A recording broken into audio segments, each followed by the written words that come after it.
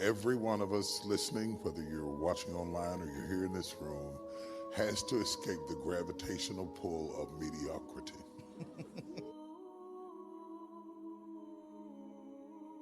If you can escape the gravitational pull of mediocrity, then you can become airborne. But there are two different laws fighting each other, and both of them are legal. The law of gravity is legal. It is that propensity that people have to think it's wrong for you to escape their orbit. Those, your critics, always live within the gravity of your environment. If you have a desire to escape that gravitational pull, it will not be easy, because that gravitational pull has been your home. It has been the center of your experiences. And even though you intellectually want to aspire to escape it, there's also a certain degree of fear because you don't know what is beyond it. The second thing, have you built the apparatus that can escape it? So building the organizational infrastructure that's necessary to escape the gravitational pull requires that you build that aircraft to take you in beyond the reach of the gravitational pull. If you come down out of the air to respond to those that are in gravity, you will escape the speed that is necessary to maintain your momentum.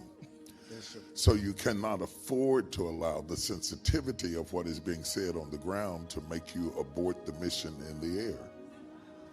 So your strength and your continuity and your longevity is only predicated upon your ability to disregard the comments on the ground while you're in the air. You don't have a relationship until you've had conflict. Any relationship that has not endured conflict is not a real relationship.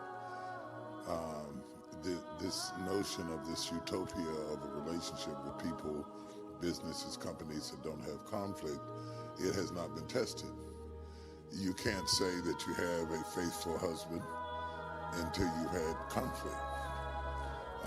So, you can't say that you've got a faithful consumer until you've dealt with conflict.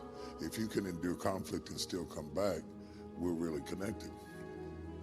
In biblical language, if you can endure chastisement, then you're my son and not a bastard. Everything comes down to a decision. Don't spend months and months and months and emotional capital in things that ultimately are going to bring you back to where you could have got to earlier. A decision. Take your time and make a good decision, because you're going to have to live with that decision. But make a decision, because there's nothing worse than an indecisive leader. Wisdom is transferable. You don't always have to earn it. You can learn to listen to people, which takes us back to where you started. If you don't have relationships with people, you can't pick up the phone. If you see everybody as a competitor just because they do what you do, you don't understand that nature exists off of cross-pollination. That's good. You cannot be fruitful if there's nothing to pollinate with. You have to have people in your life that are not on your payroll, who are your equal or higher, who are not intimidated by your success, through which you can get their advice and perspective before you make the decision. And it lessens the likelihood of you having to.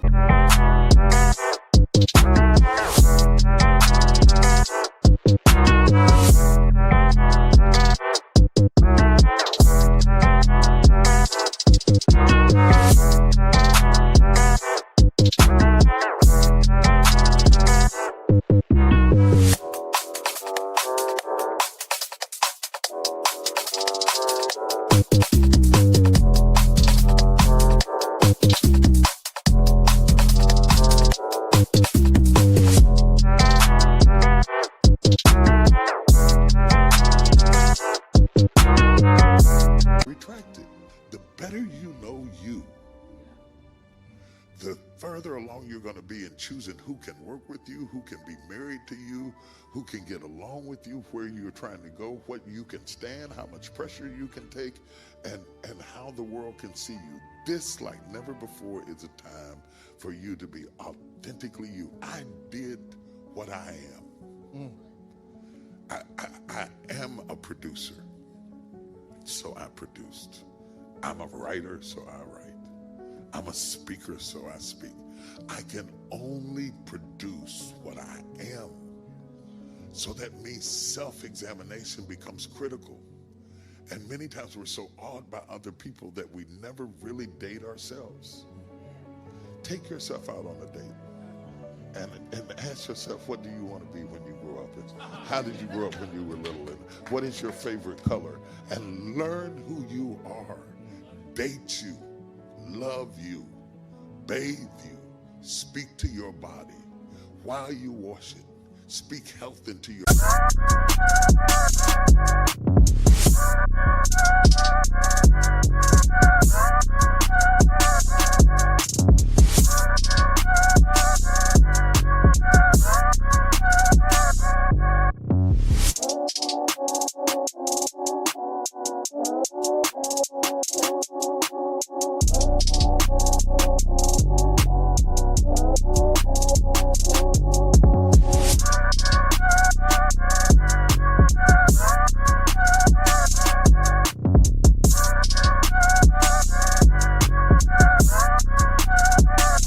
limbs and energy into your joints, and lay hands on your head and bless yourself so that you won't have to go get somebody to love you. So date yourself. Find out who you are to help you to pick what fits you. And don't lie to yourself. Don't quote scriptures to yourself. I'm not talking about ideals, I'm talking about reality. Scriptures are our ideals. Who we are our realities. There's often a gulf between your realities and your ideals. You have to be honest about both of them. This is my ideal. This is my truth. Jesus didn't say you shall know what's right and it will make you free. He said you shall know the truth and the truth shall set you free.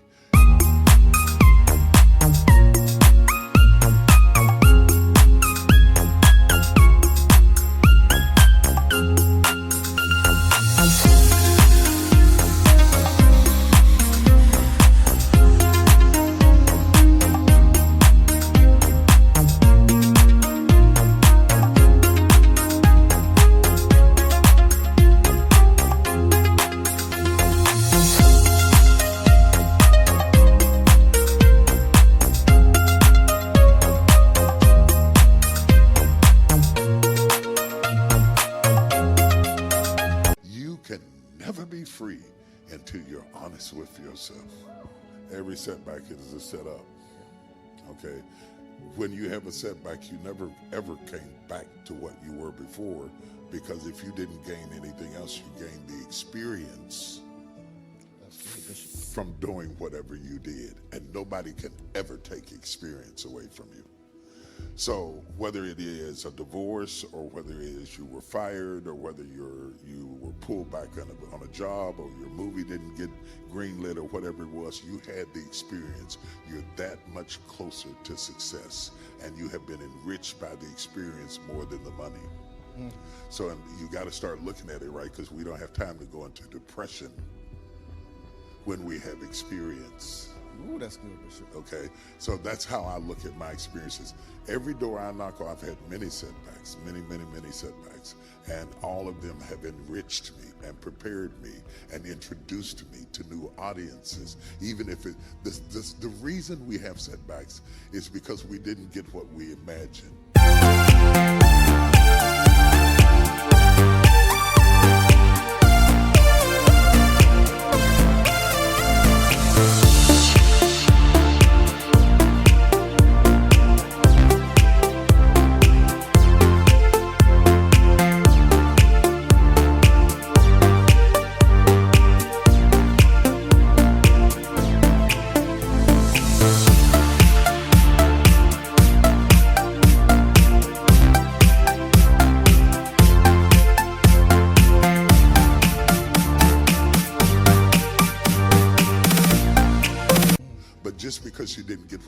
imagine doesn't mean you didn't get anything at all.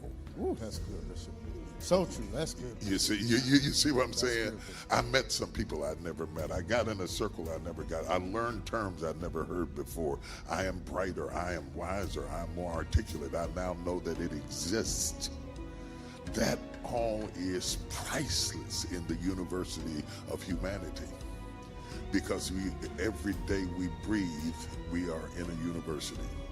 My mother was a school teacher. She taught me that the world is a university. Everybody in it is a teacher. When you wake up in the morning, be sure you go to school.